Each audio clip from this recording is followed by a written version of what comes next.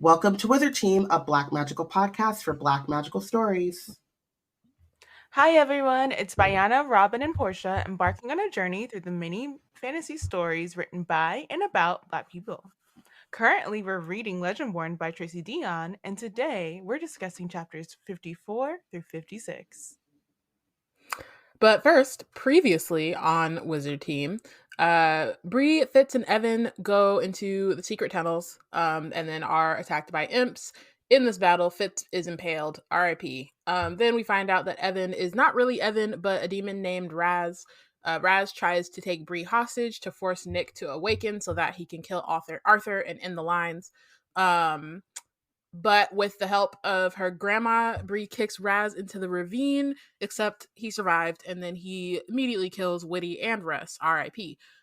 Selwyn does come in like Gandalf the White, but he's not quite strong enough to defeat Raz. And when he gets hurt, Nick finally succumbs, instead of Bree being there when Sel gets hurt. Just need to, put a emphasis on that. Nick succumbs to what he thinks and everyone else thinks is Arthur's call. He then goes to pull out Excalibur, but we find out he is not worthy. Meanwhile, Bree's ancestor Vera has arrived, and so we're about to find out what's going on with Bree and her magic. I love that you're like, he's not worthy, and I just think of Mjolnir. Yeah, literally, that's what I thought of when I was like writing the thing. I was like, no, this is...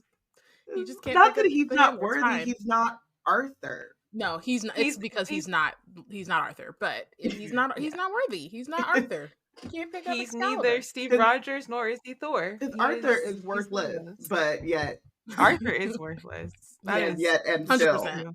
Odin also made Mjolnir, so that's a thing we got to think about as well. So unworthy people be doing unworthy things, I don't know how we can do this, but if we could do a bonus episode where I get to talk about Odin's ain't shitness as a poppy. Every time I watch the Thor movies, and me and Thor, we go way back. He's my fave. Every time I'm like, this man is trash. In every movie, really they make a point to be like, this is a terrible father.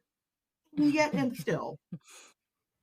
Possibly the worst father in all of the MCU. When he hits him with the Jedi disappearance. When he said, Hela. Make of this what you will. He said, Hela, your sister, the goddess of death. She's coming. When I die, she gets unlocked from prison. Oh, I'm dying. Peace out. And he had the nerve to have his hair in a different hairstyle too. He was fresh out the salon. Being like, gave them like, 2 problem. 2 minutes to be like, Hela. A, 1, you have a sister. 2, when I die, she's going to be released from prison. 3, she's unbeatable and she gets her power from Asgard. Our whole realm. The realm that we reside in. Good luck with that.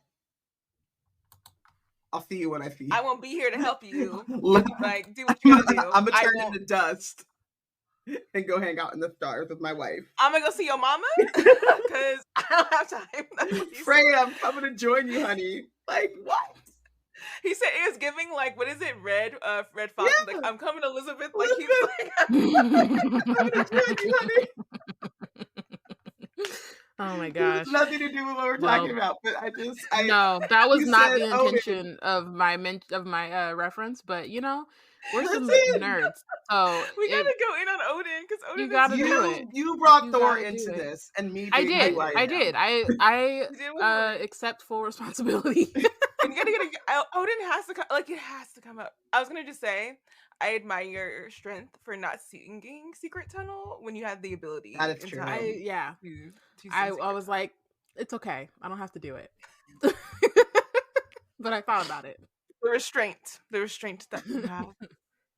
We went on that tangent before we got started because, like, literally this next chapter is heavy with a capital H, capital E, a capital A, a capital B, and a capital Y. It's just, and I also gotta say, like, Tracy 8, she was in her bag writing this, but did she have to? I guess she did. I don't know why. Why am I in it? But okay. It like visually, and I want to pull out my book, but because I'm reading for Wizard Team on my Kindle, it's like a very like lyrical, like the even like the style changes. It becomes very like lyrical, like prose, poetic, yeah. and I think that that's like, I don't know. I think that it's an interesting choice, because when we're in the memory walk, and I couldn't really remember, but the first memory walk, it doesn't change like this, and so Bree is still like very much a part of what's happening, and in this one, it's like very much like she is looking kind of like an omniscient presence, like just seeing but not really being a part of. So it says, I see the oldest mother when she is young, standing in a field behind a great white home. She wears a plain white dress, or at least it was white at one time. Her hair is tied up. Face like glowing mahogany, eyes like mine. The sun is low in the sky. She is tired. The day has been long. And I think that is like, well, I mean, it first starts with a walk, years past, years of pain, the history of my mother and her mother, and her mother never knew. The history of my mother and her mother never knew. And that is like a little poem part. And then there you get this little bit of like exposition, and then it goes right back into that kind of poetry format. Verse. Thank you. I was like, this is not the right way of explaining it, but I don't have the words. So we find out that like the master, who is Master Davis. Did they ever say Nicholas Davis? No, Nicholas is. No, they don't give a name. They don't say his name, but like we find they out don't even say that it's Master Davis until the end. So Bree's ancestor is on this plantation. The master and his wife are fighting about not having children, and then Bree's ancestor Vera sees the wife with Reynolds. Reynolds pulls the master's wife to him until they are hidden behind a magnolia, its branches almost touching. And then the master appears and says, I'm not here to hurt you, but he is. He hurts her anyway. 3 months later, the master and his wife are still fighting in the orchard, and she wonders if a child between them would truly make it better. It wouldn't, but the next day she goes... pause here? Yeah. I just wanted to note that this is like with the lens of the order being in place here, like their fights over children are not just like the usual typical awful like primogeniture trying to pass down the land and the ownership or whatever on. It is he knows that he's supposed to be the line of Arthur, and what's at stake if he's not able to produce an heir for the line of Arthur. And that is probably the most of like their like argument. And like it would be, I don't really want to see from the colonizer perspective, but it would be interesting to know what the order looked like in that day and what kind of like social schisms and or battle lines were drawn within the order at this time period. And it's also interesting that Reynolds and her, it's giving a very much like Arthur, Guinevere, Lancelot kind of situation. And I'd wondered whenever I picked up the book because we kept hearing line of Morgaine, and I'm like, if they're gonna have Morgaine, then there has to be a Gwyn somewhere, because Morgaine is kind of like is not one of those typical storylines that you see picked up with Arthur. It usually like sticks with like Arthur, Merlin, and Lancelot, and then maybe you'll get a Gwyn. But Morgaine is like so far down the line for a lot of people to pick up and pull into an Arthur story. So I'm like, if they're gonna pull in Morgaine, they have to pull in Guinevere. So it's interesting to me the first time I read it. I was like, so is this it? Is this the Guinevere situation that we're gonna be going? Like, is there They not? actually We may not see another Guinevere kind of figure, but if we do, it'd be interesting, like, to see if there's like a if it has any relation to this like historical Guinevere that we get here. I mean, they actually make I reference to appreciated. it later, as Yeah, I in think Bree like does. it's its own like Lancelot, Guinevere, Arthur situation. I think Bree kind of like, And I think that has a like nod to it. She's I not. wouldn't say like that it happens this way, because obviously, you know, there's like slavery and rape involved, but I think that it was a interesting way to like bring it in without having it be at the center, right? Like, you're trying to tell a specific story, and so like you want to make those references and you want to like pull in as much of like the lore as you can, but then also twisting it to then like create this separate reveal of like, or like this reveal, like making it so that it still affects Bree and like the characters, right? And so without it being like, oh, there's like an actual Gwen in the present day, right? And I think Yeah. it's also like more of the dynamic, right? Like, Guinevere doesn't have her own line, so it's more just the dynamic that was shown here, that perhaps may have come up in other situations too, but just like not present day. It also made me be like, oh my god, it's so Guinevere. Which I think in general, like, I hope that it's explored a little bit more. Like, we do get this, and most of what we get in this chapter and these next chapters, they focus more on what this means for Bree, Nick, and the lines, but we don't really know kind of what this means, like what those relationships were actually, and like what that between like Reynolds, Davis, and then the wife. I don't know that we need to.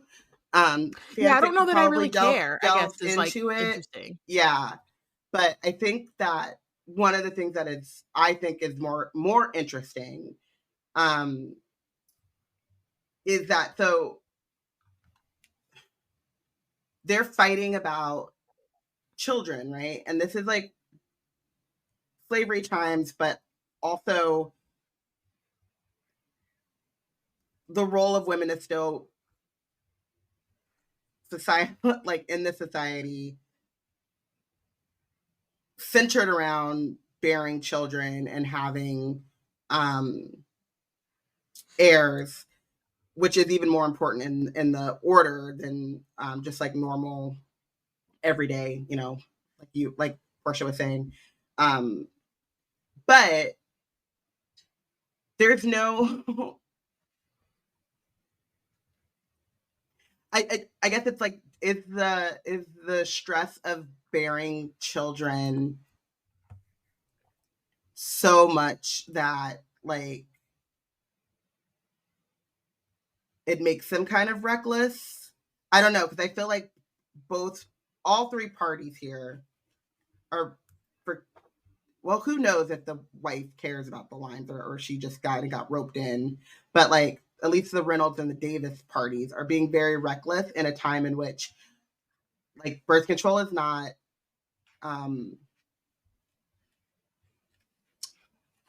as effective, and we don't really see any like kind of like mention of even like but I also trying, think, except for in Davis's case, his birth control is murder.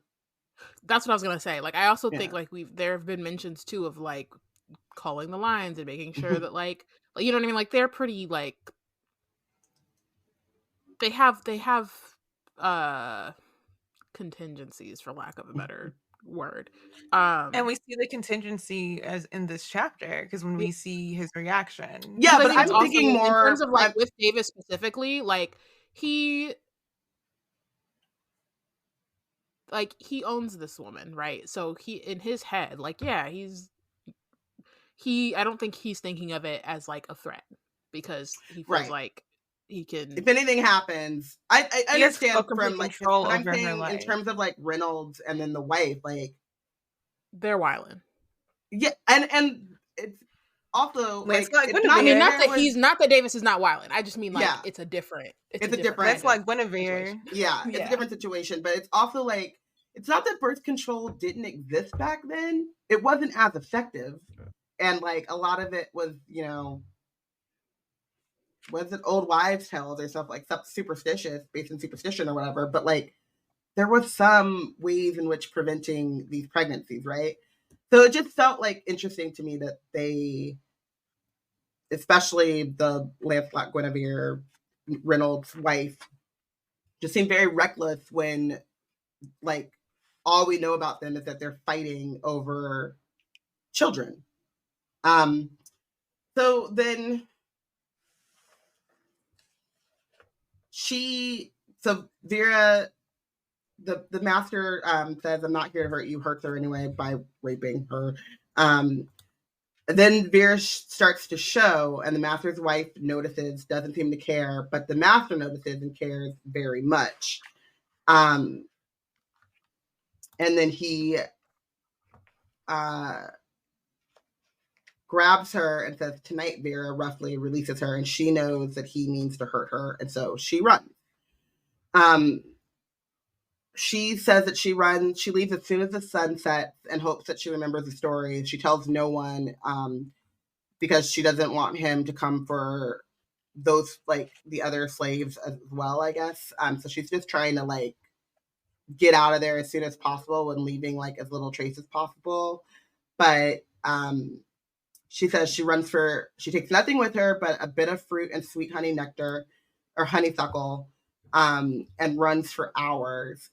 Master Davis has the money for patty rollers, but she didn't expect to hear them so quickly. So he's like prepared. This is what I'm saying with like, it's a little bit different between Reynolds and Davis because like his contingency is if she gets pregnant, we're going to call this line or stop this where it is. And so she ends up climbing up a tree, smearing blood onto the fruit and the flowers, and then asking the ancestors for protection. So she says, "Protect us, please, all of you, everyone. Protect me so I can protect her. Help me see the danger before it strikes. Help me resist their entrapments. Give us the strength to hide and fight." And so then she like kind of repeats this prayer to her ancestors. And then this part I was interested in. Like they hear her, their voices rise up from the earth, up through her wound, and into her veins, directly into her soul. And it says, "Bound to your blood." And then she's like, "Yes, please, bound to my blood." But like the dogs are at the creek. So she's like under duress. Under duress, but also under like a time crunch. And so she's going for the most extreme protection because that she at this can point find. too, like she has, we've seen how root works. And how it's you're borrowing, but that means that it's temporary, so it's not which means it's not as strong. So in this case, she's again trying to protect herself and her baby, unborn child, like, but it's also interesting that she like and also like her knows line her. after that too, right? So she's not like, it's not just protect me and my child, like she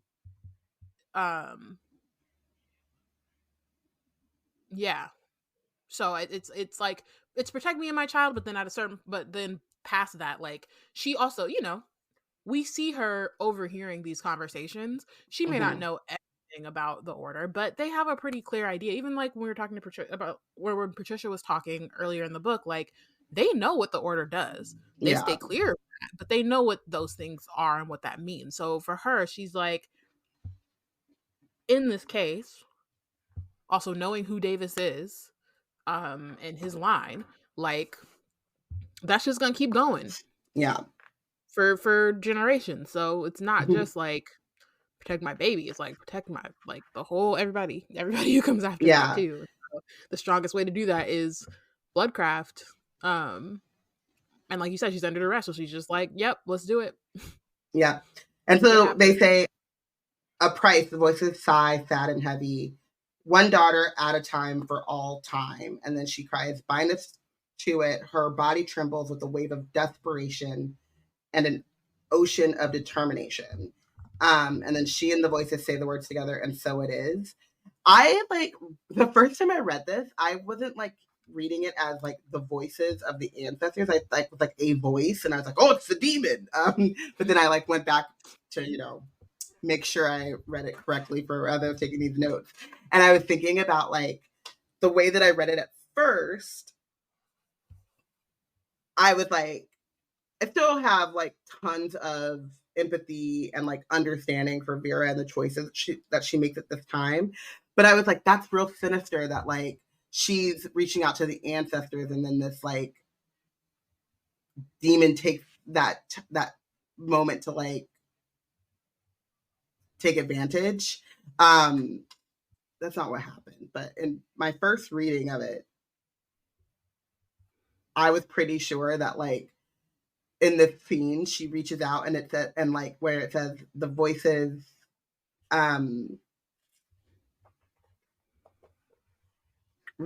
their voices rise up from the earth. I don't know why, but I read it as a voice rose up from the earth. And so I thought it was like one particular voice. Yeah. I mean, also there's the like, I'm gonna have to reread Bloodmarked before we read it or whatever. But there's also that whole part of it too. And so yeah, but I thought that's I don't remember the exact. I just remember being like, dang, Bree got a lot going on. Yeah. She got a lot of magic in her. Because she has the Bloodcraft, but that's separate from Arthur and that line, right? Like that was to protect and so that's also her like really she has Arthur's line. Yeah, and so that's also really important here. And like Vera says it a little bit more explicitly in like the next chapter, the chapter before, or maybe it's the end of this chapter, I'm not sure. But like this deal, this blood crafting deal that Vera makes with the ancestors right now is protection for her and her baby. Help me see the danger before it strikes. Help me resist their entrapments. Give us, which is like Vera and her line, and her like I think the us in her immediate mind is just her and her baby, her unborn child, but like when she makes the deal, it's everyone. Give us the strength to hide and to fight. So this is the blood crafting deal. That is separate from the fact that like the unborn baby in Vera right now is the sign of Arthur, and is also separate from. I don't know if we know what Vera's specific craft is. It says memory walker. She's a memory walker. Oh, Vera's a memory walker? Yeah. Okay. Mm-hmm. I thought they all could do that. I'm confused, but okay. But it calls her memory walker in the verse. It calls her. That's why I think I wonder at do like, it. Yeah, I think Patricia is just a memory walker also. Yeah. Okay. I wonder if that, like, if she has a relationship with the ancestors that she's calling up right now because she's a memory walker, like if she's been able to like have like this is like an ongoing conversation and she's calling up the ones she's already been in conversation with. And I also wonder if her memory walking allows her to gaze at all into the future, and if that's how she knows that her baby is a girl. Yeah, that's what I was wondering too, because she's like, or something. Help me protect her, and like at this point, she's what 3 months pregnant. 3 months. So, and they don't got no ultrasounds back then. I'm like, especially not ancestors tell her exactly, especially not right. It's possible because they stay one daughter at a time. So yeah, maybe they but know. That's but just that's after she says protect. No, I know it's after, but that's why I'm saying like maybe she did, and they already, like she found out in that way before this conversation. Yeah, that's true. Yeah, because memory walking to me evokes like going back in the past, but it is time travel, but like only going one way, memories. But then timey-wimey, wibbly-wobbly, Bree's memories are memories, but they're still in Vera's future. But if she's walking, who knows? I don't know. But yeah, so that's what, but when we talk about Bree got a lot going on, she's a medium, that's her craft. She comes from a family of crafters. She is also the scion of Arthur, which is that blood craft from Merlin. And then on top of that, she has this blood crafting spell to protect her, to help her, to give her the strength to hide and to fight, and to resist their entrapments, which I think is like really cool because it resists their entrapments in the context of where Vera's at right now. she's probably thinking about it in terms of like the dogs and getting caught. But and like you said, like she knows kind of what's going on and she knows the order, but like it also stretches into like Mesmer and all of that stuff too, right? Anything that can trap them, she's asking for the power to resist.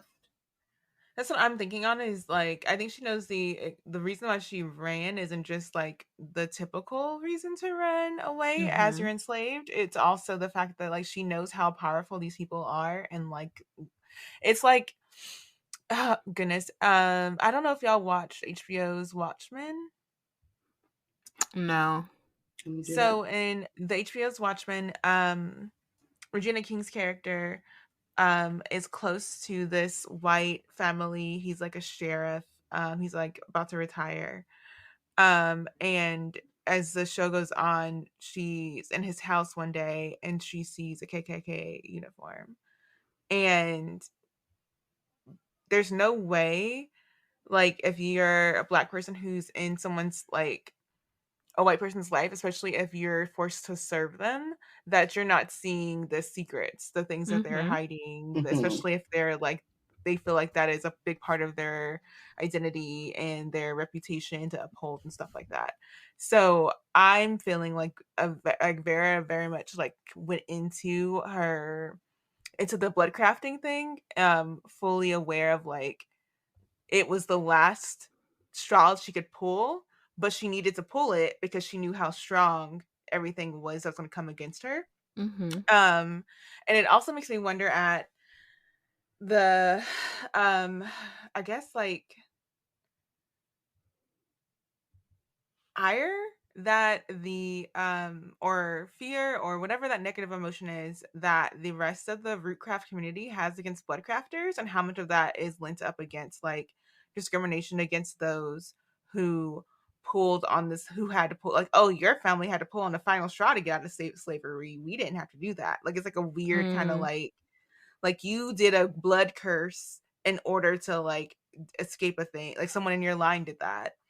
And now we look at y'all in a different way because you're not supposed to do that to the root. But at the same time, it's like you don't understand the circumstances under which like bloodcraft comes to be. So you're like against it, but you don't actually know why it happened in the first place. I mean, I think in my head, I thought of it as like they knew more about the order and that bloodcraft, and that's what kind of made them afraid or like not liking it, because it's not like when they find out that Bree has bloodcraft or whatever that they, at least Patricia and Mariah, they don't like turn away from her. They're more like, oh, something happened, what happened, you know what I mean? But obviously like those only two people.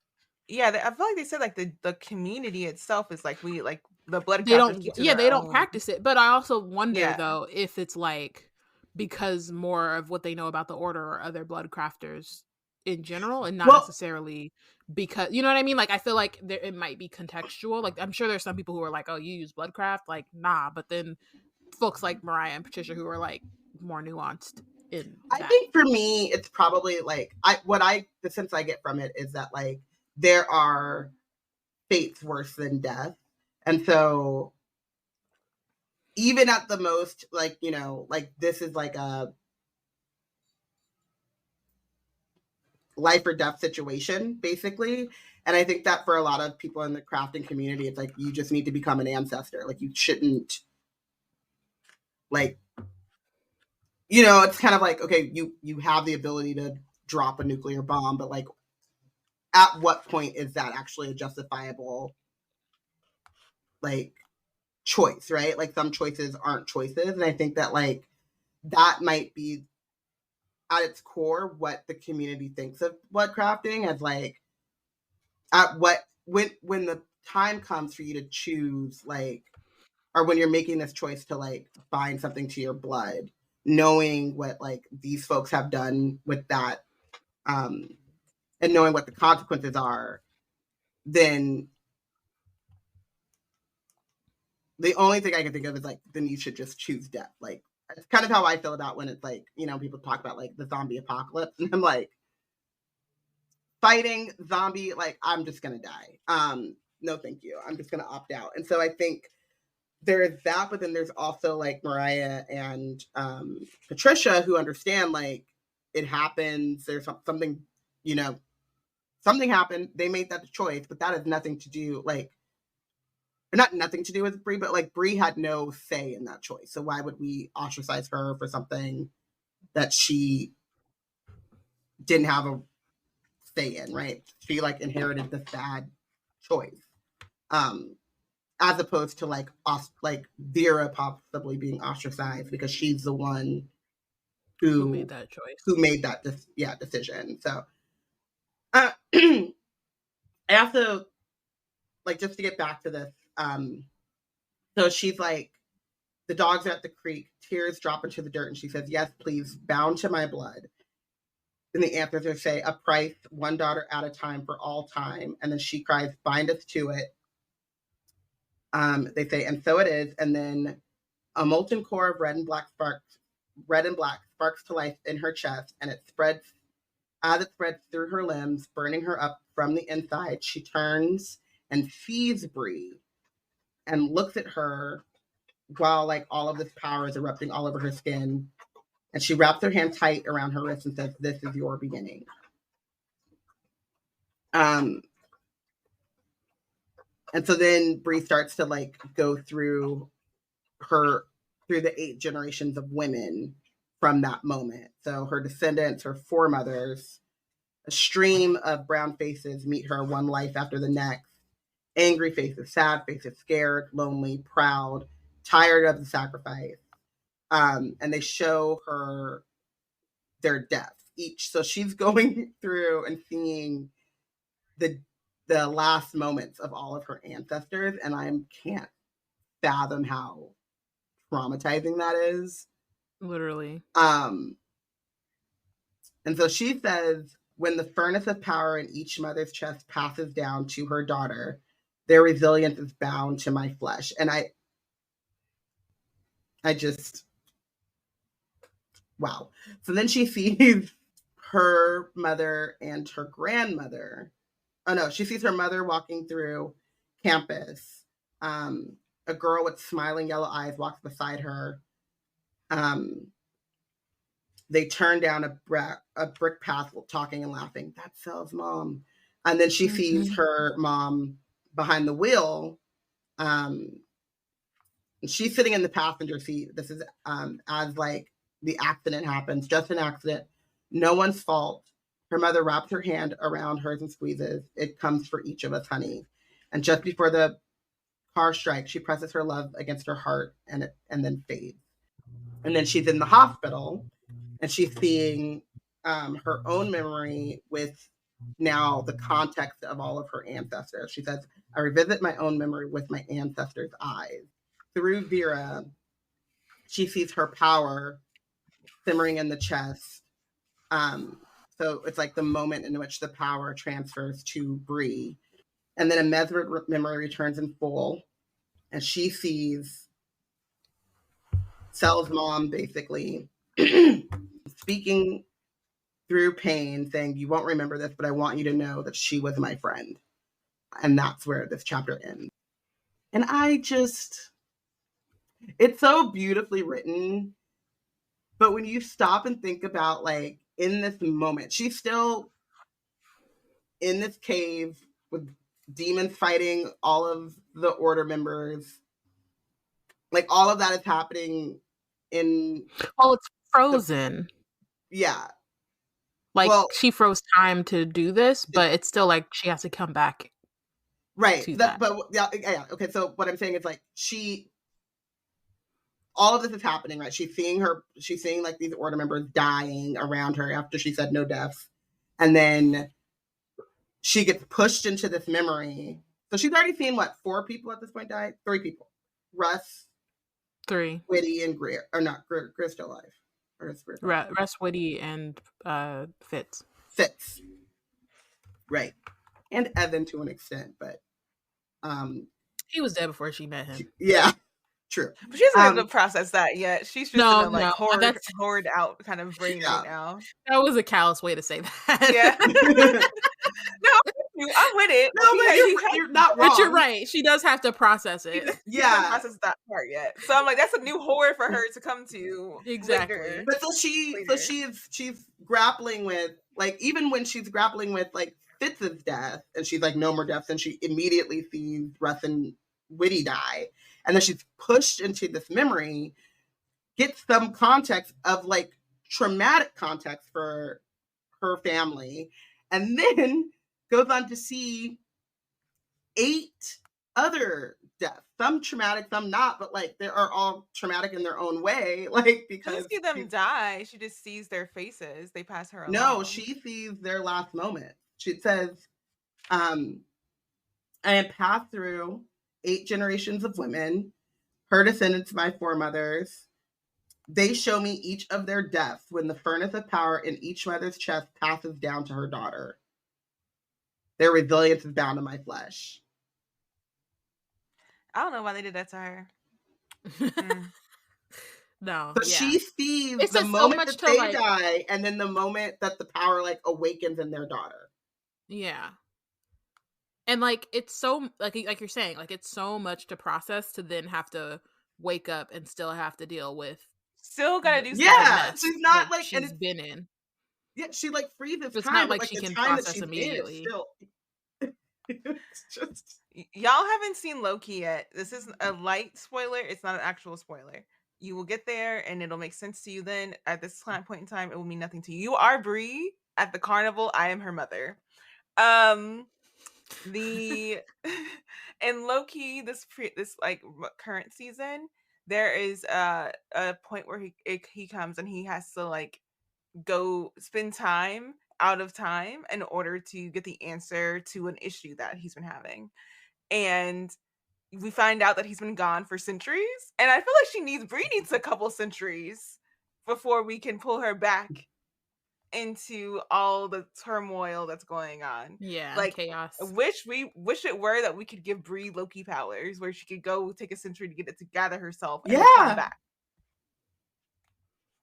It is. I just like, and then she finds out that like Stella's mother is tied into like this as well. I mean, it's like these are all separate and distinct traumatic things to go through, and then like piled on top of each other, and then they're all kind of they're all connected, but then they're like. It's also just like the sheer amount of information. Like even if it wasn't directly connected to her, and even if it wasn't traumatic, it's a lot to take in. Like yeah. So it's like, it's like overwhelming on several different levels. Yeah. Like the senses, the mind, like it's just overwhelming. And it's just like so crazy to me that like,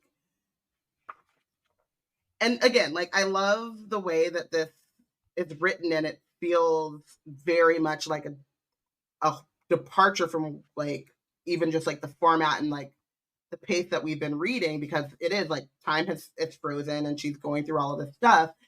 But it's also like when you get back, when time unfreezes and she goes back to the present, you're right back in it. And so I'm just like trying to think through how do you adequately take in all of that information and really like process that. Mm-hmm. And I mean, we're going to get all of Bloodmark where she's still trying to kind of process all of this, right? And so I do like that it doesn't feel like she's just like, oh, got it, let's go, but like in some ways she does have to be like, I mean, I guess it's great why she has so much practice compartmentalizing and having before Bree and after Bree, because she's shoving her grandmother in closets, because like she's going to have to do that again and be like, I have to revisit, or I have to like process all of this piecemeal. Mm-hmm. So it's just a lot. That's how chapter 54 ends. Yeah. Last episode we went in like full on horror, and she'd been giving us like dribbles of horror throughout the fantasy story, and she gave us full on horror for those like good 3 chapters. And then it could be hard to like move, like she seamlessly pulled in the horror part, and it could be hard to like transition, like using that, like maybe like how long you're going to stay in that section while also bringing in the fantasy, while also integrating where this character growth and story needs to develop. and then she pulls it all together by taking you out of that whole format in the first place, putting you in verse, and then making you have to like stop and consume this component. And like it, for me, whenever you were talking about like the verse of it all, Robyn, I was thinking about how like, isn't that kind of funny how like a lot of our memories or some of the things that are able to last, like I know that physically things don't last, right? Like, and that's the sad thing about like history and people being separated from their kids and they having nothing to show for it. Like they only have those memories, and those actually also kind of peter off. And so they used to give like locks of hair and stuff like that to kind of try to like keep that memory going. But I feel like in Black culture, a lot of so many cultures, but Black culture, I think specifically, we have a really good culture of griots and like singing and art being the thing that like maybe we can't carry anything else with us. Like maybe everything is gone and there's nothing left, but you can remember the song, you can remember this passage because you know it was drilled into you. And so it's interesting to me that when the OG Mama Matthews, I forget what her maiden name is, comes in, she like it comes in verse. It comes in something that is like you get to walk through this memory. And I wonder if she it's also like a question of like as a memory walker, is that just her style? Like can you have a style as a memory walker? And she's like a rhythmic poetic like memory walker, so she shares her memory in poems where other walkers might do it in with a musical instrument. Like it'd just be interesting to know if that's a thing. But it was, for me, format wise and storytelling wise, it just really hit a lot of cool notes. And it was like, again, Tracy did not have to do that.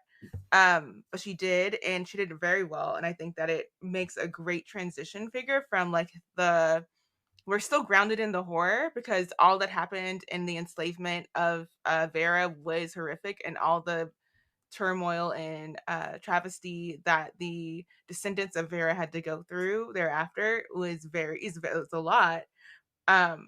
But we're able to do it in a way that can also allows us to see the beauty of them being able to pass on something to the next woman in their line. So we can go forward with Bree knowing she's feeling a moment of like connection, but also like devastation, and still that ongoing horror that is still in front of her eyes. And I like that all culminates here when the ancestor shows up. Yeah. I mean, this chapter is definitely the one that was like, oh, okay, this is definitely one of my favorite books. Yeah, I was like, I'm enjoying myself. This is great. The twists and turns, all of this is awesome. I'm having a great time. Fun. And then I read this chapter and I was like, oh shit, like this is actually different. I think that's the thing too. Like I think I talked about this when I was reading the first memory walk, when I was like, yeah, I'm here, and like Arthur, whatever. Cool, I'm along for the ride. And then like the first memory walk happens and I was like, oh, we're on some other shit. Like this is deeper than, you know, a fun romp or fun. And it's gonna like make you really think. And I think that this one does that as well. I think the thing I love most about, like, if I were a crafter, I would probably want to do memory walks. I think that it's a really cool magic, and a really powerful magic to like, I think as someone who is always thinking about like, and worried about whether or not I am fully understanding like the historical context or just the context of my surroundings. And like, I'm also a person, I was just talking about this with my family at Thanksgiving, that like no one wants to tell things to, and who is like both purposefully and accidentally kept out of a lot of like narratives about my family, and about like certain things. Like we had like something happen and I was like, oh, I don't know what's going on, but I don't ask questions. But my cousin was getting a divorce and I was like, I don't know. She just said, like, I had my like assumption from what I could see, but I'm not going to go asking this, like my cousin, like, why? I'm like, are you good? Are you safe? Do you feel like this is going to make you or keep you happy? And then that's all I need to know. So like, I don't really probe just because of who I am. And like, feeling weird about that, but like also then there are other things that I will find out about that happened. I will find out last because like it's also being purposefully kept from me. And so I like the idea of, but I also am always like kind of worried about like whether or not I'm missing context in interpersonal relationships because of it. But like I like the idea of being able to like go back and like see that context and find that context. But I do wonder, in writing this book, and I know that Tracy talks about like one of the inspirations is that she lost her mother and she was thinking about what it is to like lose someone in those like kind of formative years and early years. In writing this, like, and thinking through familial context, I guess, we always talk about like memories are not a historical record. Like there are some things that are like objective fact. Like I feel very confident that like Vera was raped by her slave master and then ran and then had to, you know what I mean? Like, but like we're seeing this through her eyes. And I would love to kind of figure out or see if there is another way of, I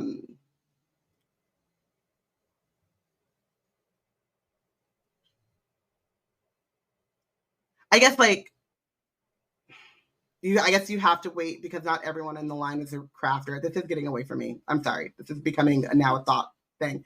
But I would love it if we could like, I guess I wish that like memory walking was not a specific craft and like that everyone could do it, because I would be very interested in having Bree be able to go back and like into these memories from maybe like her mother's perspective and like have her mother walk her through, you know, because then we could kind of have a better sense of what led to her mom's, like we kind of know about her mom's anxiety, but like we could have a stronger sense of like her mom's anxiety and then like what her grandmother's perceptions or how these things change them. Does that make sense? Yeah. Bottom line, brilliant writing, but it also like opens up all of these doors of thoughts and things, and then she just, yeah, she didn't have to go this hard, but I'm glad that she did.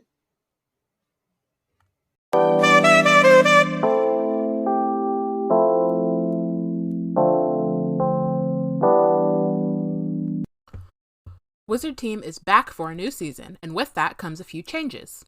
The one we're most excited about, other than reading Legendborn by Tracy Deonn, is that the Patreon chat is back. Support our work by becoming a B&C baddie at any tier, and you'll be able to watch us record live weekly, have your thoughts included on the podcast, and interact with other baddies. Go to patreon.com/blacknerdscreate to join.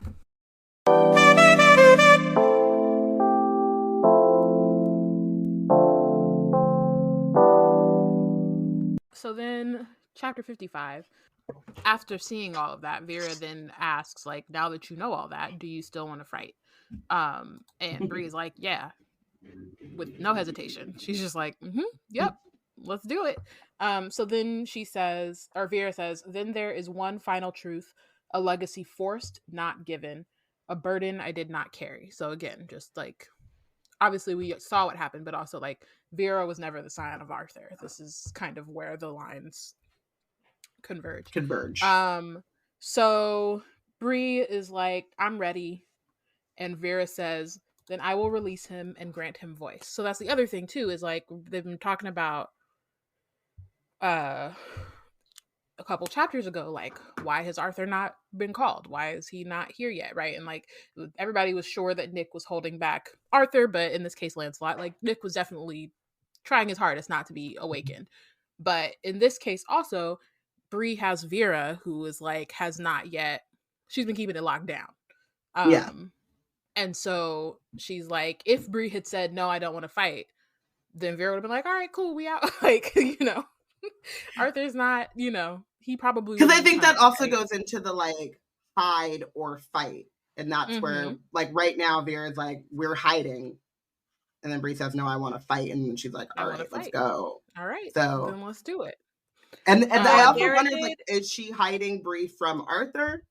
Is she hiding Arthur from Bree? Is she hiding Bree and Arthur from that the was Order? giving that was giving Drake. I'm not hiding my kid from the world. I'm hiding my world from the kid. I was thinking more of the Oprah, were you silent or were you silenced? Silenced. But yeah, it's just like, and I think the answer might be all of the above. Like, for sure. But like, it's very interesting that like, obviously Camlan hasn't been a threat in all of the lines, or all of Bree's ancestors. But like, I like the idea of Vera, one, it takes her a long time to come visit Bree because she's been holding it down. Holding all this down, yeah. And I mean, also, like, I would say, like, they haven't had the threat of Camlan because this is after the 1700s, right? It's like at least a century after. And so I think it was probably easier to hold it down in that way. Yeah. But yeah, it's just a different. I don't want to bring up this Wizard Boy story. But I kind of think about Beetle and the Bard and the story of death. And like the brother that got the cloak and was able to hide from death. And I think this is kind of like I kind of get the same feeling about hiding from death and hiding from the Order, because she knows that to alert the Order of their existence is to court death, and she would not put the bloodcraft spell on her lineage just to like let it all fall over because of the Order. So her question is very layered, because it's like, do you consent to be the one to face up to the Order in this day and age after centuries of me holding the Order back from killing off our line? Like, you think you can do that? You think you can hold this down? And it's interesting too, right? Because she's like, is Bree thinking like, yeah, I want to fight these demons that are in front of me in the time that it stopped? But Vera's like, not only are you gonna have to fight them, you're gonna have to fight they ain't the only demons. Yeah. Whole system, all of them, right? And I do think that like it's been pretty clear, or like it's been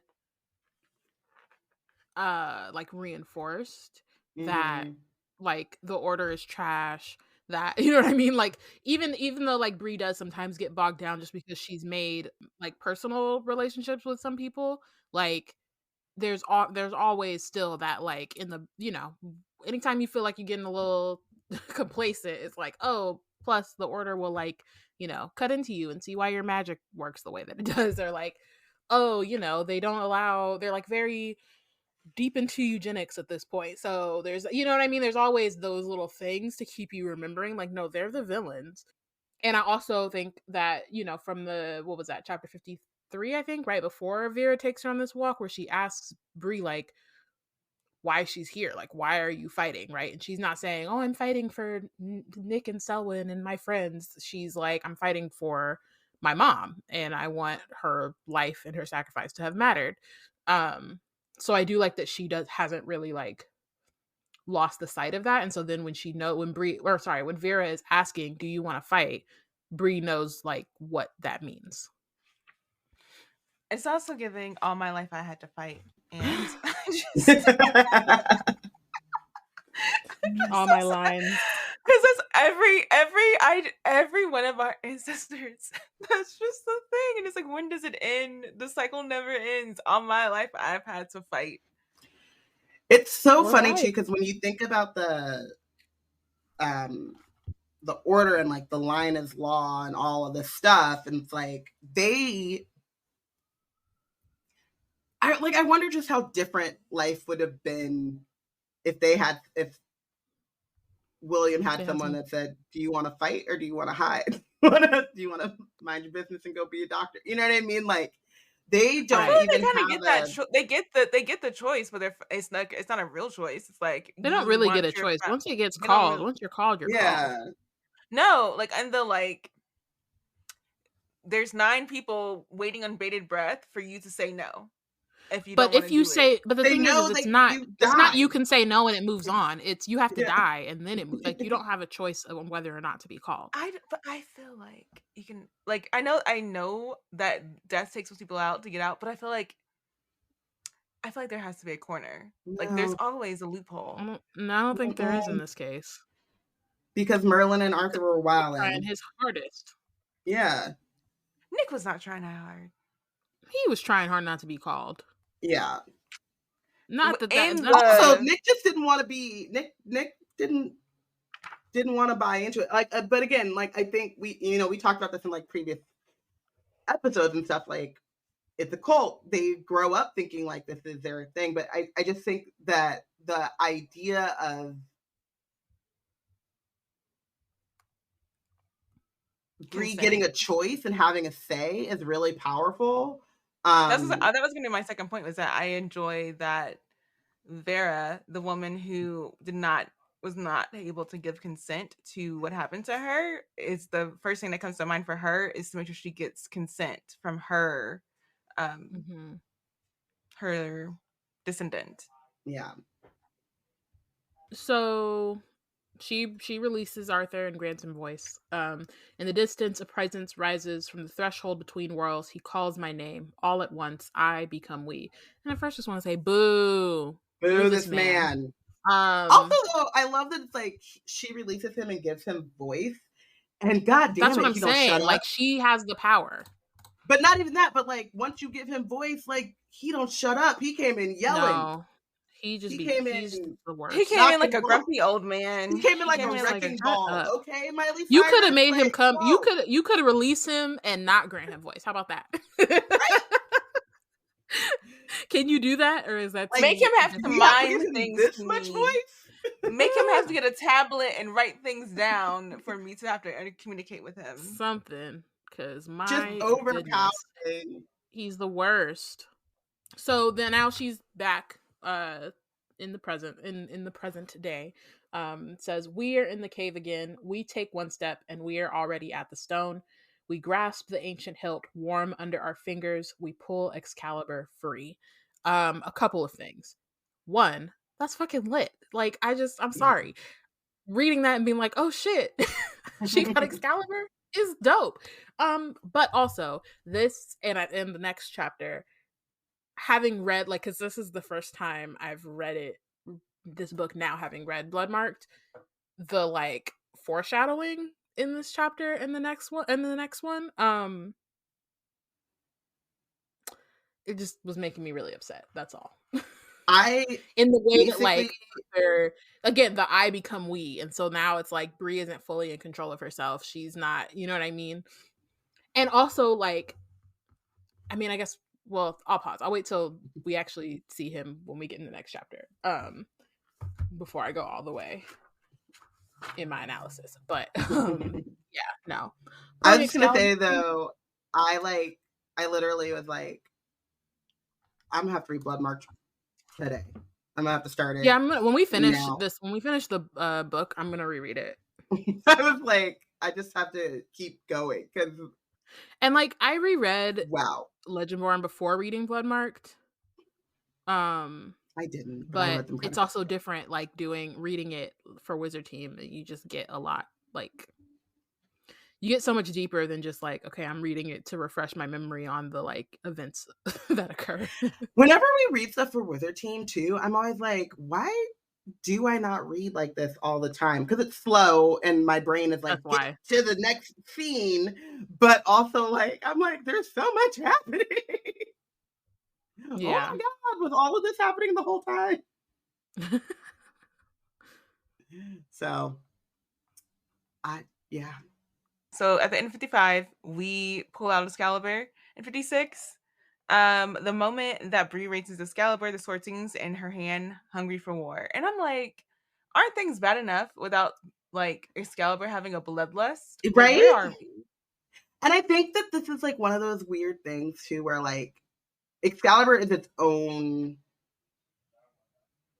piece of magic, like separate from what like she has with Arthur and Vera and the blood crafting and stuff. Like we already said, like in the earlier chapters, like the demons are kind of attracted because Excalibur is such this like weapon of power, object of power. But it's also one of those like objects. I don't know. I really love. I don't know if you ever watched the show Warehouse 51, Warehouse 13. 51. 13. Yeah, I've watched Warehouse like 13, maybe where they a like season and a half or so. Yeah, I love that show. Shout out to Old School Sci-Fi Network.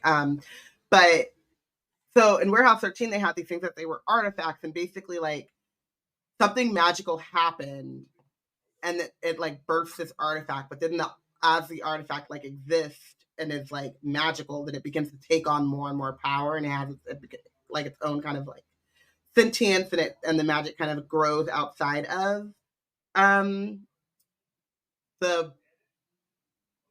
event that like sparked it that turned it into a magical object to begin with. And so Excalibur definitely has that, where it's like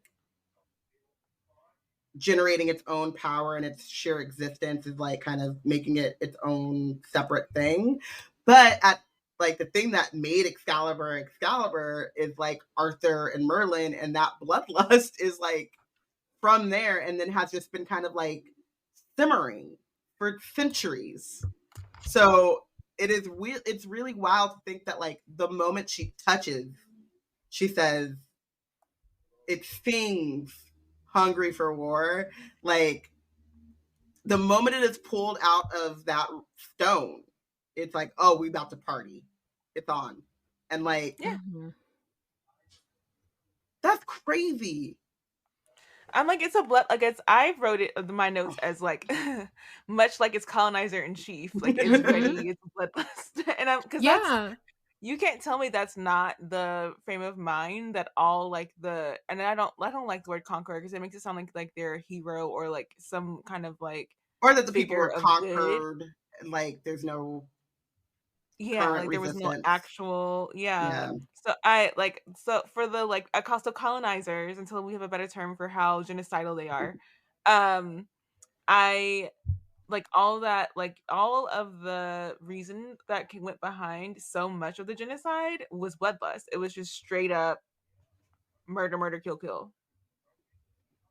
They have like grander designs, like they wanted to profit off of the murder, kill, but that was their like how they framed their minds in order to get through it all was what straight up bloodlust. Yeah. Mm-hmm. It's also really scary to think that like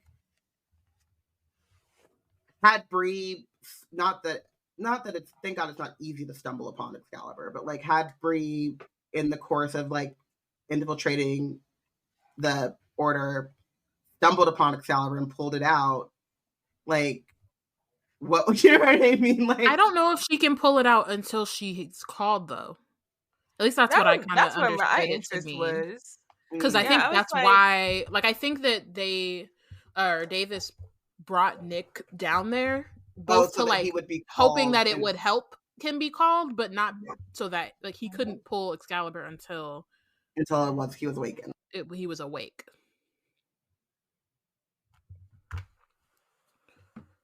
But yeah, no. The Order are just villainous. Yup. We're about to get to Sinister, and now I have words for Sinister. But anyways, the blade's aether rockets up Bree's arm and slices through her consciousness, which brings her back to herself. So not only is the blade bloodlusting, the bloodlust also brings her back to life, back to reality of what's happening in this cave. And it's interesting because the center diamond at the pommel sees red root rise and bleed until the stone shines like a heart blood. So both her root and the Arthur of it all is like folding together in this moment, and she is not quite like taking those apart. She's just like feel like it's all happening to her at once. And then she notices that there's engraved letters on both sides of the hilt, the actual sword. It says, "Take me up, cast me away." And that's whenever flames of blue and red ignite and swirl around her body, and Arthur's armor builds in stripes and layers until it gleams like metal on her shoulders. And when she looks at an Excalibur, her reflection, her eyes are crimson. So demon time, but it's Arthur. Bloodlust. It's like both. She's getting reflected in her eyes. she's getting the like the blue, the armor, but she also got her own magic, and it's lit. Also, demon time, but it's Arthur is like an oxymoron because Arthur is a demon. He is a demon, yes. In the like, not in the literal sense, but shout out to DJ. Spiritual. Yeah, not in the literal sense, but in the spiritual sense. But also, like, shout out to DJ because at Tailspinning DJ, TALE, on the socials. I think that's where she is on all socials. Just ask her what she feels about Arthur, because she will give you, it'll be poetry. Talk about the last couple chapters. It'll be a poetic smackdown. But I was like, ooh, Arthur is gross. I didn't realize how venomous the reaction to Arthur was in our community until I was reading Bloodmark, and I went back through those. Yeah, I didn't. Those threads, I didn't and I was think like, much oh, about him. I think he goes harder in Bloodmarked, and for that reason, we are able to be like, F him all the way. Well, that, and also like it's so for me reading Legendborn the first, and I would say like second time, just because again I read it the second time to read Bloodmarked. Like I didn't have any particular feelings about Arthur. I think that I saw like, I mean, like it happens at the end of the chapter, but when he's like demanding fealty and like that kind of stuff, I was like, okay, he's very big headed. He's like, you know, I'm the king, capital K, whoop de whoop. And so I was like, not really messing with him because I just don't mess with people like that. But I didn't really like go that deep into it. And then after reading Bloodmarked and then coming back and reading this chapter, I'm like, oh no, fuck him for a lot of other reasons too. You know what I mean? Like it just kind of like shifts the perspective a little bit because of like, and we do only get like this short amount of time with him, right? So. It's not a lot of time. Obviously, they're fighting demons, so it's not like, you know. But there are parts of it, where particularly where he's like taking over her movements and stuff. And like when you read it the first time, it's kind of like, okay, in some ways, it's good because she doesn't really know what she's doing. We already know it's pretty well established that Bree can't really fight all that well. So like, if you're just reading it from that lens of like, okay, she's got this new power, Arthur's here and he's helping her like navigate this fight, as opposed to thinking of it as like, no, he's literally taking her will away and like using her limbs, which is a foreshadowing for some shit that I can wait to get to. Glad we're gonna have a while before we get there. But yeah, it's just a different perspective, I think. And yeah, I mean, he's the worst. And I mean, again, we've also seen other like mentions of him, and just like the way that they set up this system of the Order to begin with is trash. So it's not like I never came out of Legendborn liking Arthur, but I don't think it was as venomous, visceral, I think, as it is now. Knowing more of like that, the more you know. Yeah. Speaking on Arthur and the things he does in this chapter, let's try to get through some of those. Yeah. So before we get there though, because this a-hole will not sit down, Dead Davis yells and tells everybody to stop Bree, and everybody looks at him and then looks at Bree because this is like a tennis match. Right. And they do not comply. Their eyes actually are on the sword in her hand. Because nobody gets that sword out of the stone, including Nick. And then here comes Bree with the sword in her hand. I think too, love like, it's one of those things where I don't even know if they all, because even like we'll see like Tor is upset about it later or whatever, has her little racist moment. But in that moment, everyone is confused, right? Like it's not like if you're telling me to attack this girl, presumably because she was able to take up Excalibur, but the fact that she's able to take up Excalibur and has all of this like ether armor and was definitely just awakened right now, like why would I be listening to you? That's clearly the king. But also, are we supposed to listen to her because she just got here? So there's a lot to like process in that moment. And so I like that they all kind of just stand there for a second and are like, What? Cell locks eyes with Bree from where he stands on the water below. An impossible mixture of emotions on his face, and we're going to see throughout this chapter both he and Nick are described of having so many emotions running through their faces that Bree's not able to pick up on what's happening with them. And also have to bear in mind how much is going on in Bree's mind that she's just not able to process everything right now either. It's just I think Bree, like, not to have like overwhelmed Olympics. Bree is definitely at the top, but everyone else is also, I was just thinking about this that. Is a lot going on. That imagine how tired we are type of thing. Oh, you're overwhelmed. Imagine how overwhelmed Bree is, right? But like, right. But also not to discount them being overwhelmed and confused, because this shit is confusing. A lot is happening. I also think it's really like, I like the one thing I've always liked about like Excalibur and like things kind of like that is like how and Mjolnir, same thing, like how visually the confirmation is, like it's a visual confirmation of like, you cannot tell me to go after this, like you can't trick me, you cannot trick me into going after this, going after Bree when she's like, I'm looking at her holding the sword. And so that's like a confirmation, no matter what my brain is trying to tell me or what like all you're trying to say or whatever, like it's also the like conditioning, right? Like again, this is a cult, right? So it's all this stuff you've been taught. It's not only it's all the stuff you've been taught, kind of like battling it out, right? Because you at this point have been trained to listen to Davis and his commands because he is like, Arthur's liege or whatever. But at the same time, you've been taught the line is law. And clearly this is the head of the line. So yeah. Crazy. So Bree can feel only Arthur's presence at this point. And she feels like his possession is not like Vera's or her grandmother's, and it's like also they would ask you for consent, and we're about to see that he does not play consent. Just like a white man. Fashion, true, like he's like an archetypical colonizer at this. Like he is the prototype. Anyways, he jerks up Bree's arm, leveling Excalibur at Davis. And I think also in reading this before Bloodmark, I was like, yeah, do what you gotta do, Arthur, because this because F him.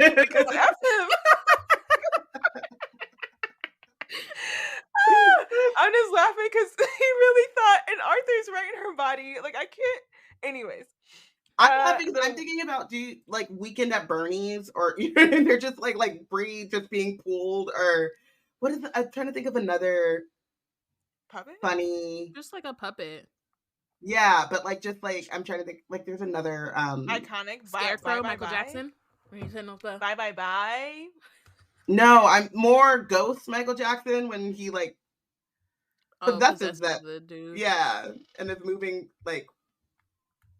limbs when they're like, and Bree's face is like visibly confused, but like Arthur's like inside being like, I got this. You know what I mean? Like just like the internal turmoil and what that looks like externally. Like, does Bree look confused while she's throwing this, or horrified as she's like thrusting the sword at him? Like, what's going on? Yeah. So even more disconcertingly, she can both hear her voice and Arthur's booming baritone coming out of her own mouth and throat. As it says, "Traitor! You levy war against the crown, lure our enemies into innocent blood, and now you dare rally my knights against me." And so now another confirmation, though, that Bree is definitely Arthur. Yeah. Yes.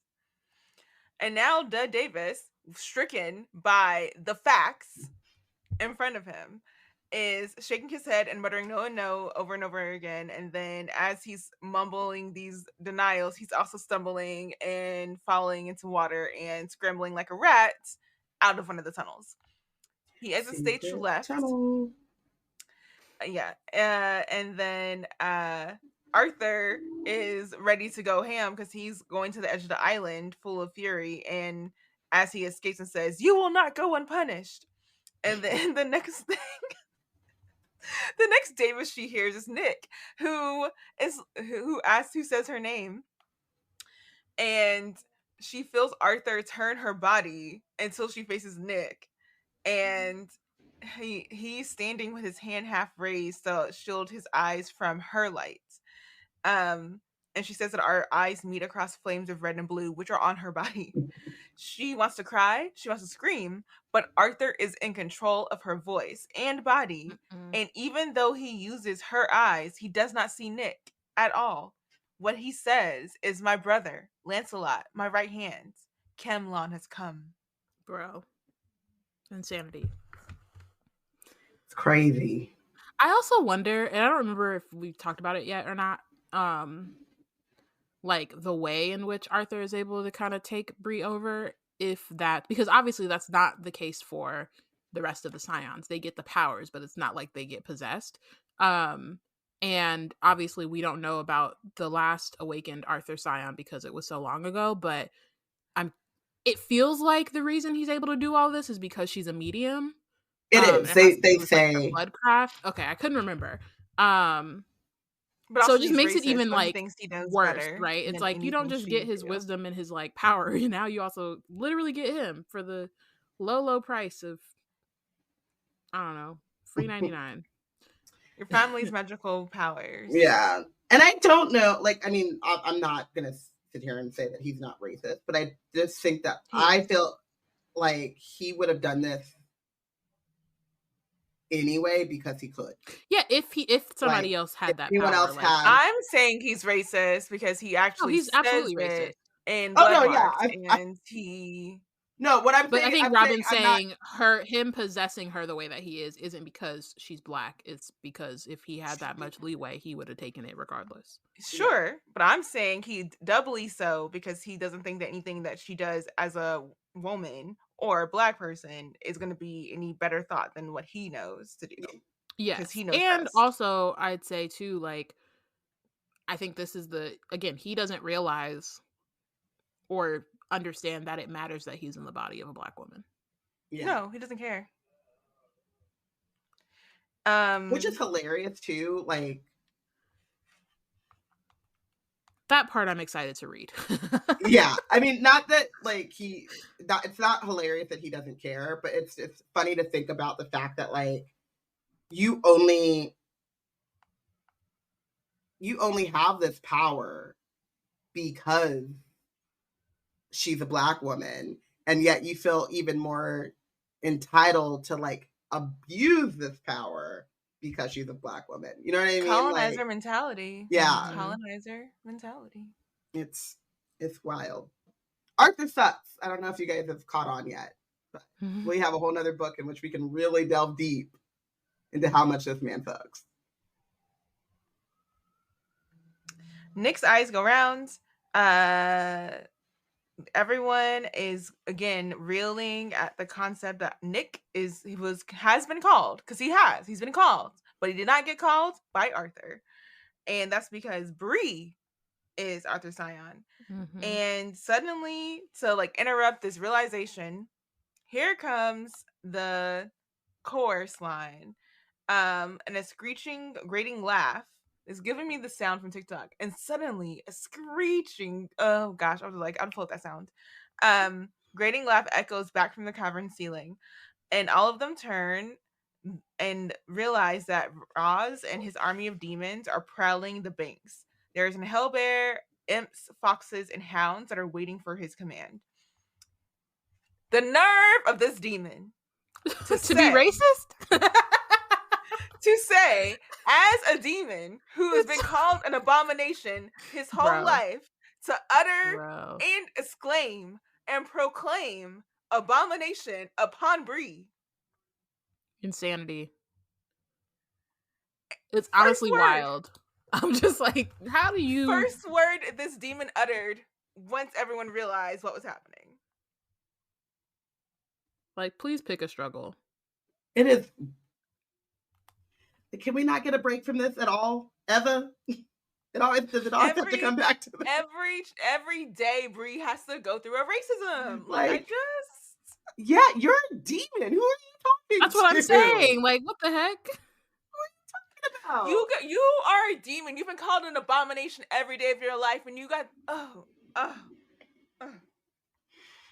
So his face splits into a wicked grin, so he thinks it's fun. But in Arthur, just the same. And then the demons yowl, yip, roar, and scream, a war cry from the underworld. Now David said get her. Dud said get her. The demon is saying kill her. And now all of the beasts are surging forward. Arthur, not Bree, Arthur in Bree's body, raises Excalibur high. And in the Dur voice, he shouts, "To me, my knights." Basically, the OG Avengers Assemble. Before Avengers Assemble could be birthed. To me, it was to me, was my the war command is Bro, to me. Be serious. I also, like, it's funny because obviously, again, like, Raz has seen Bree fight. So in his head, he's like, okay, you got a little power that don't really mean nothing if you can't really fight. But it's like, clearly she's been speaking with Arthur's voice still, even after the original awakening. So it seems like she got a little bit more. Like, you're very confident that you're going to be able to kill Arthur. You're not taking in this new information. I also feel like it's like I don't know that he would know that. Like, it's not like this is something that happens. They haven't seen an Arthur in centuries. Like, how would they know how? And they haven't seen a Scion be like literally possessed by their knight. But they wouldn't know that. They wouldn't know that this is a full possession. That's what I'm saying. Like, that's why I'm saying, like, she's speaking like Arthur, but he's seeing Bree, you know? Right. So he's still thinking, like, yeah, you know, still same old. Because even afterward, well, we'll get there. But, Yeah. well, she has explained to the rest of the order, like, what actually was going on. Mm-hmm.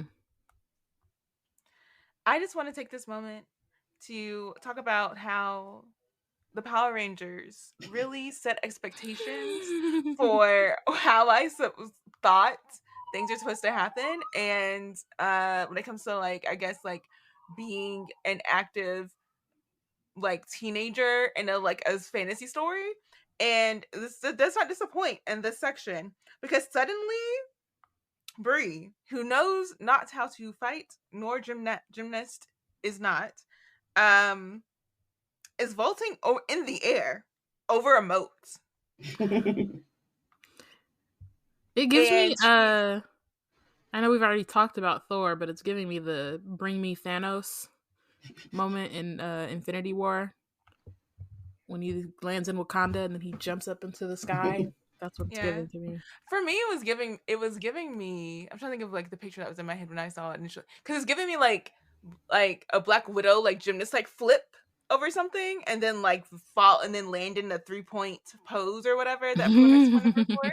That's what it was giving me, because right as she's like vaulting over everyone, the Legendborn starts printing with their weapons raised too, and then Bree's will overpowers Arthur's, and then she goes back on standing on her whole no more deaths line, and so she uses her roots to build a wall to keep the Legendborn from fighting in this demon battle, which they've been training their whole lives to do. But I get it. Because she's been traumatized by the deaths that she just saw for other Legendborn who were trained their whole lives to do this fight. And so Arthur's like, oh, we're going to go in. This is what I'm used to do. And she's like, no, actually, we're not. Because you might be okay with death because you know that they will just your people, because your people are bound to you and they will come back. Right. My people, like, I know these people and I don't want to see no more death today. And so that's like, and he's like, I mean, I guess. He's like, he doesn't argue. He's like, I got battle plans. I'm reawoken from centuries of dormancy. Like, I'm ready to fight, and whatever floats your boat. And so, as long as I get to fight, I don't care. I just came here to fight. Let's be honest. Exactly. Arthur's like empathy. I mean, woman, He doesn't black even, woman. he doesn't even Like, take a moment to dwell. He doesn't take a moment to dwell on that at all. He's just like, fight. yeah. Okay, cool, fight. Let's fight. He doesn't argue. He calls Aether to create a heavy, solid shield that gets strapped to Bree's left forearm, and then they get to work. And I love that as a phrase sometimes. Like when they're like, we just go to work. And I'm like, you know what? Yeah, that's right. Go in. And so the beasts converge on them. Arthur is like using Excalibur to take out imps left and right. They're small and they're able to like get around the shield, and so she's having troubles with that. She's also having troubles with like Root is crackling in her ears and like it's alive and it wants to burst out too. And when she screams, flame pours out of her mouth in a rolling ball and explodes into an imp's face. It shrinks, Brianna burns, the and dragon. bursts. I was gonna say, dragon. There's smoke everywhere, and then a second imp pulls up and away. So it doesn't even want the smoke, literally. And Bree then uses Arthur's strength to jump, and then spears a third imp through the belly. And then she hears a roar in the mist, and a paw strikes her like concrete in the face, crushing her nose and jaw, pressing her down and suffocating her. She flails with a sword, and she's having trouble breathing when Arthur says, "Drop the sword." So this is the moment where it's like we could totally see, and I definitely did, like the first time reading this, like y'all were saying, like take it as like she surrenders to Arthur because she's like, oh, I don't have this battle strategy. And so right now she's trying to use a sword. She's like, I don't know how to use this sword in this moment. I'm about to die. I cannot breathe. And he's like, if Arthur wasn't a piece of shit, like they could actually work together well, right? Like having that give and take and like passing off like, okay, I don't have expertise in this, so you got it, and like it could actually work well, but he is who he is. He is not for coexistence. He is for taking domination. Domination. Yeah. So conquest. She drops the sword, and then Arthur pushes her left shoulder back and then heaves her shield edge into the bone and muscle of the hell bear that she's fighting. Which I think is the biggest thing. These bears, man. Right? Mm-hmm. A hell bear is crazy. But also, isn't this like when you wish that she wouldn't have put her knights behind the thing? Because who's the person with the bear? Isn't that exactly? No, they got a lion. They don't have a bear. They have a lion. If you see him fighting with a grizzly bear, don't fight. Don't.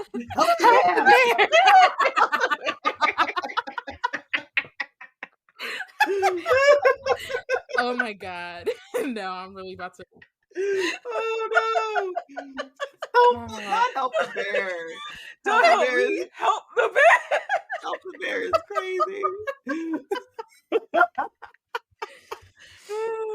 Cause to be fair, that's really what's about to happen right now. Yeah, no, absolutely. Oh my gosh. With the digging shield technique, the bear is now roaring in pain. Metal is hitting bone. And Arthur's strength is more than Bree can imagine. So even if this hell bear is like swiping and slashing her left shoulder where she starts to scream, Arthur is still able to yank Bree back off the bear, flip her stomach down on the ground to grab Excalibur, and then roll back in time to smash the blade against the hounds that came after her wound opened up, and then also get assistance from Sel the King's Mage, because who's the king and who's the mage? Thank you. No further questions. And he throws his spear through the shield that she constructed, and into the hound, the second hound that you didn't see, as she was going through it with the bear and the other hound. And then he leaps from rock to bank by her head, and then while still eyeing the hell foxes with the ball of ether already blooming in both of his palms, he says, "Do not ever do that to me again, bro." And she's and like, the thing is, the question is, what? Do what? You mean like stop you from fighting? Or do you mean like scaring you really bad? Do you mean keeping you away from me? You know, not giving you the chance to be close to me? Is that what you mean? There are so many ways to interpret them, and they're all great.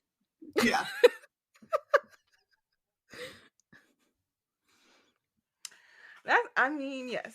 So before she can respond, she hears a high-pitched whiz that goes by her ear, and that is Tor's arrow going and striking a fox in the throat. All the rest of the Legendborn stream forward, as they were trained to do, weapons drawn, and take out the hell demons. And that's probably redundant, but whatever. Demons. And then she springs to her feet, but her right arm can't take the weight of Excalibur. And this is where I have a moment for all left-handed people. I am standing on the soapbox. How dare you use this word for us? Can I be sinister? Perhaps, but not because I'm left-handed. That is just discrimination. What is that phrase?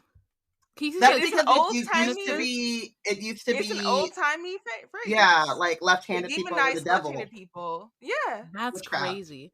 Yeah. That's why, like, because in my head, reading it when he goes switch to sinister, like to me, that sounds like sinister mode.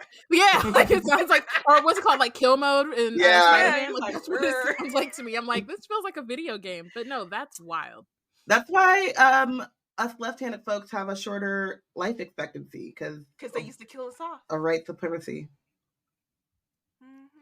Wow. But also because I knew that, but I didn't know about the sinister thing. Scissors. How many scissors? You know? Yeah. Don't be me, an anemic left-handed person who was bleeding from. Don't be me, an accident-prone left person who should not be picking up certain things, but does anyway. Oh my gosh. It's hard out here. All right? But we survive. And we thrive. We thrive. Y'all are survivors. Y'all not going to thrive. We'll keep on surviving. I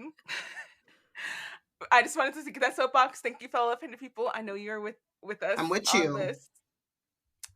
F that sinister stuff for us being left-handed. Can I be? Perhaps, but not because I'm left-handed. That's the thing.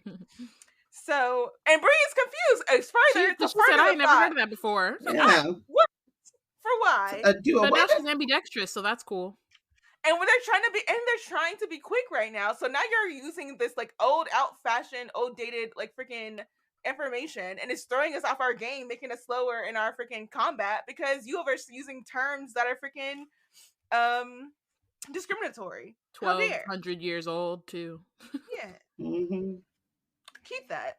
I don't know what you're talking about, dude. Sir. So she tosses Excalibur to her left hand, and then she feels a familiarity there. So that's where the ambidextry comes in. The bear pounds towards her, gone berserk with pain. Cell meets it first with 2 daggers extended, and then Raz uses that opportunity because he had the bear as a distraction and setup to try to come at her. But here's the thing: now that she's got the sword in her left hand and her bloodcraft is on alert, that demon stuff that he was about to try to pull does not work out for him. It's not happening. So she's able to spear Raz through his broken ribs, and because she has Arthur's strength, she's able to push the blade forward and in. Oof. Like deep. Yeesh. Demon time is over. It's done. It's past. Deaded. And Raz claws at Excalibur, but the blade bites into the demon's hands. So this is where I'm like, now why are we doing kebabs? Like, Bree, she was getting her revenge. She said, I was going to say it was a callback to what he did to Fitz, right? Yeah. Well, to Witty. I thought it was Fitz. Although Fitz also got skewered, but Fitz got skewered, but that wasn't like by a sword. True. Yeah, but it was also that it's skewering. So kebab, it's kebab. Yeah, but I think okay. Yeah, no, but I think she was specifically like trying to stab him the way that he stabbed Witty. Yeah. Either way. It's kebab again. Kebabbing time. Yeah. So. Kebabbing time is crazy. Kebabbing time. What's happening. You will pay for your crimes. Okay. Continue. She watches the demon laugh in his own death, a joyous sound that crashes. No, she laughs with the Arthur laugh, And it soars over the cries of the dying demons and makes Sel and the Legendborn turn and watch us. Raz croaks, "What are you?" And then 3 voices pop out in her head, and they say in a booming chorus, "I am a medium born from the earth. I am blood crafted, born from the resilience. I am Arthur, awakened." Gross. The first 2, I know that's right. But that But last you know, one, if you gotta be Arthur awakened, you Arthur awakened. But Here we are. It was I took the liberty of hearing awakened and all these things. Like, it's giving, I'll get there, but I was like, destiny fulfilled. The very special deluxe version that you can pick up with Mhm. Destiny's Child. Yes. Death means nothing. Killing me won't stop what's happening. There's the other of us in your midst, Raz. And he's Tracy's Rompidus, stilling on the sword. Like, he's like on the sword still, and he stills. He's Porshèa. like, I know he's a demon, but damn. That level of laughter. He's speared That's what he through like a gets. kebab, and he's still like He's still talking yelling, mess. He's still talking shit. crap. They He's give been him talking threats, and shit. he's still in the air, held up by this young woman as a kebab stick. Okay. So, he says the line of Morgaine is rising, and Arthur answers, "Let her line rise, we will rise against it." Raz then growls deep in his throat, his eyes roll back, and then he collapses inward, melting around the sword until all that's left is a slimy stream. And to that I Yeah. say, yuck. Disgusting. Why? And she stands there, her sword still raised, chest heaving, and blood thundering through her veins. As all eyes on her, Nick, Sel, Greer, everyone's bloody and panting. They have blood and ichor covering their faces and torn clothes, piles of incel dust all around them. And she is lowering Excalibur, feels like exhaustion, all of the power that she's just taken through her body, Vera's, Arthur's, and her own, and she feels like it's too much. Again, the overwhelm is hitting her. Her vision blurs, the cave spins, and Nick's and Sel's step towards her as if like they're going to catch her before she falls. And she thinks, maybe now that it's over, I'll let them. And that gives triangle things. We're looking forward to that, right? Yeah. No, But because we don't get Arthur. to. We don't get nice Because things. Arthur. No, we can't. Yeah, no. Why would you do that? Because Arthur is Arthur, and it's never over for Arthur. It was only over when he was dormant. Now that he's awake, please try putting him back in his cage. For what? Ugh. He won't do it. You shouldn't have gave him voice. Should not. So he seizes her up like a puppet without warning and turns her to the Legendborn in the cave and then roars, "Have you not been entertained?"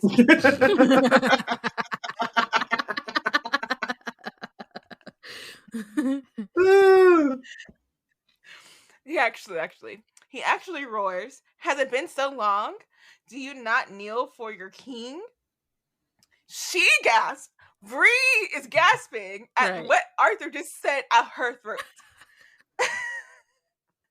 There's complete silence. You gotta chill, bro. And she's just like, "This is not who I am. This is not what this is. What is going on?" And he keeps going. He says, "I had to destroy these monsters." Oh no, Bree in her head is yelling at him, "I had to destroy these monsters," and we did. But this is not about demons. This is about you. What he's saying, what he's doing is about him, and instead of being about what everyone was in this crowd for. But he is a leader by demand, not by actually gaining trust of the people. No.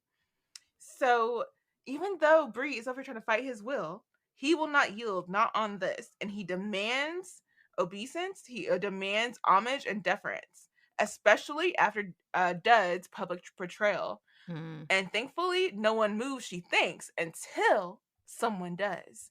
And she whispers no, but it's happening anyway. And again, here comes Sel, the King's Mage. I'm not going to say them because I'm going to mispronounce the Scottish version of this. But he says Welsh, the line you is mean. law. Welsh. Here I am. I'm over here stuck on Dead Davis going to Scotland. Okay. He says the line is law, but in Welsh. Dropping to one knee and bowing his head deep. And then another voice rises, and it's Sarah's, and she says the same. And then one by one, everyone around them kneel to their king and / Bree, except for Tor, hater in chief, racist phenomenon who was so proud of their most diverse class ever. Now she's like, dang. When I said diverse, I wasn't talking about all this. Didn't mean all this. I wasn't talking about having more power than I got. Like that. I was already having trouble with Felicity leading a charge while I was bleeding out of my body. I'm third ranked. Like, girl, shut up. Girl, get. So third's not one. Tor stands still, shock and fury shaking her frame, locking her racist legs into place. And Arthur roars at her insubordination, but Bree says she don't care. F that. F that. There's a couple different things there, but F that. Anyways, Bree turns to Nick pleading, but there's nothing he can do. His ocean eyes, when I mentioned that she says that Nick and Sel are hard to read in this chapter, this is one of those moments. She calls his eyes kaleidoscopes of emotion, turning so fast that she can't read them. And then he says the line is law in Welsh again, and on the final word his voice cracks and the despair slashes through his features like lightning, and then a smile. So he's small, worried, and sad. And poor Pookie, you thought you were king, but it's actually me, the person that forced you to come back to the order. Yeah, but I also don't know that he. I don't think the despair is because he's not king. Yeah, I think it's like, oh, I really didn't want you to be like. I don't know that they've had enough time to process. I don't know. I think I don't know they've had enough time to process, but I don't think it's because I'm not king, because he hasn't wanted that in the first place, and now he's also awakened. But he thought he's always been groomed to expect that was a thing, and it's hard to expect a thing and not to have emotions about not having that thing come to fruition. Sure, I think I'm not saying it's not part of it, but I think whatever that thought was, I think it goes away really quickly. Like, I think he has a thought and then he's more like, and that's what I'm saying. I think it's just a moment of him not fully processing, and he's just going through the emotions. He's not fully had a moment for it, but I think that is one of the things, because it's definitely something that he's gonna have to process, like, on top of his own fear for like Bree being the like, you know, the situation that Bree is in.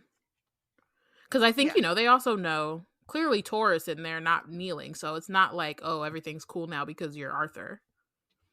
Yeah. She's gonna let the face. To finish all this off, Bree responds no. He says it's okay.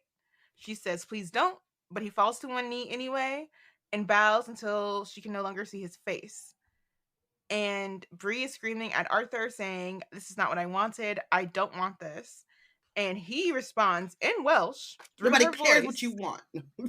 Well, that's too damn bad.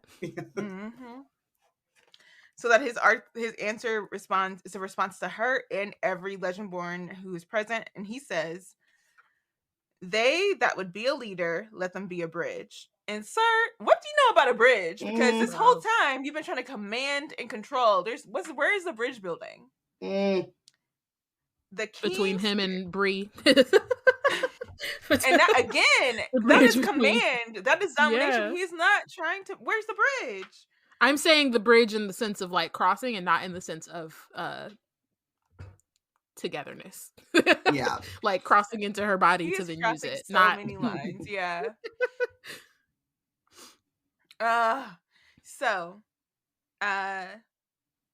His spirit subsides until she's in herself again.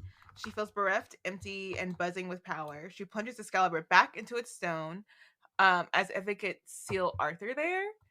And so it's so funny that she's barely interacted with this entity, and she's already ready to cast him away and seal him away. She's done. But she also has a realization as she's like barely keeping her consciousness together. And it's that the Legendborn who bowed before her will remain so until she releases them, because that's who she is. She's that girl. So the last thing she does before she collapses is say, "Rise." Whew. Wild. It's too much. It's so much. So many emotions and things to process, and also like physical ailments. Because folks, we're just fighting demons. And William's not even in the room. Like, William's Literally. out with Alice Alice. right now. Yeah. So he's not even been able to like patch people up as they go. They are just flowing. And also, he definitely felt Arthur awaken. what? No. Oh, the Whitty's death. yeah.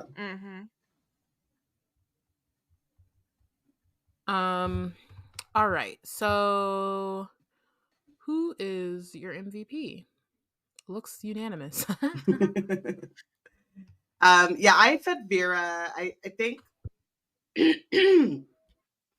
when you read it, and I have these like mixed feelings about Vera. I think that they come from Bloodmarked, but I'm also like, I need to definitely reread Bloodmarked again. But like when you read that memory walk, it's like she did the best that she could under really dire circumstances to protect her and her line and her unborn child. And also like thinking about like the consent, especially after we just heard or read about Arthur just wilding all up in Bree's body, like she did not ask for any of this. Like it was all like she's like a victim of extreme violence and then has to kind of like on multiple levels, right? She's enslaved, she is raped, she is like threatened and then like chased. And so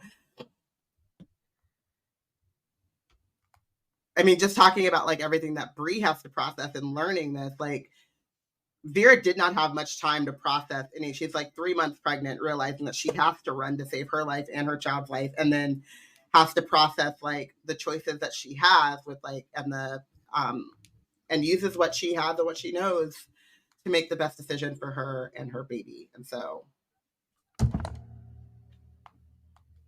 and then also gave Bree the choice and consent to unlock this hell. Like, just also unleash this kissed man. Bree's forehead as she bid her. I was gonna, like, she she leans in and kisses. I love that part when she leaves to, or when she lets go of Arthur, she like leans in and kisses her. The last thing she can pass. Hopefully, you know what would be great is if Vera actually put in like a safeguard, and that kiss was the transfer, and like Bree can tap into that and be like, "Shut up, Arthur." Yeah. Here, my mama Vera said you can keep your mouth shut. That's what she said.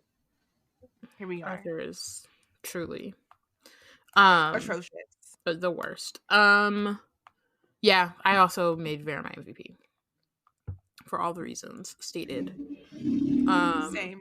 Benched, I think we are also unanimous.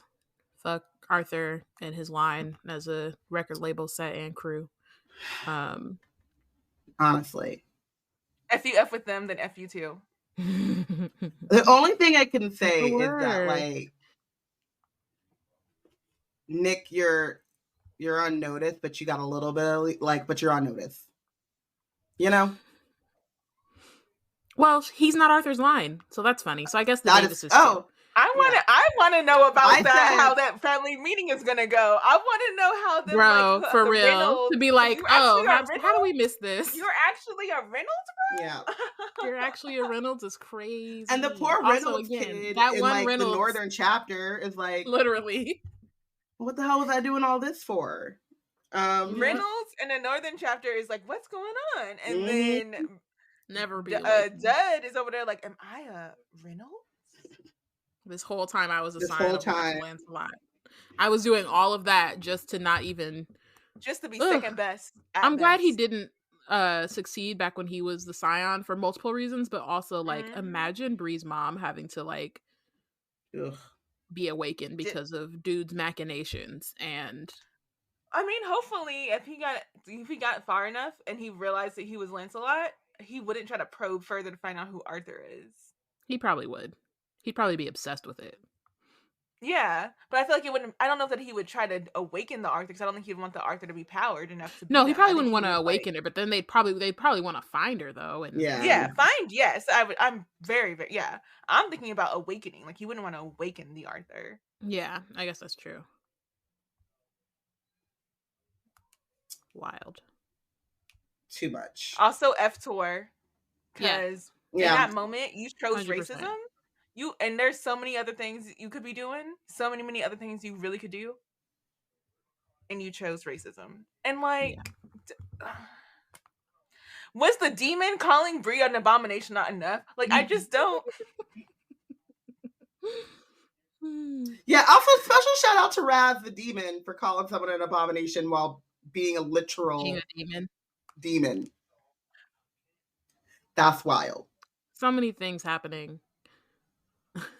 Now that we're like pretty much next episode will be the last chapter. So reminder to listeners to get in your votes for MVP and Benched. If you don't remember from like the early chapters, that's fine. Just like do the ones that you remember or have strong feelings about. The link is always in our show notes, so you can just click there and choose your MVPs and Bench so that we can tally up the votes once we finish the book. Whew. Finish the book, you say? Finish the book.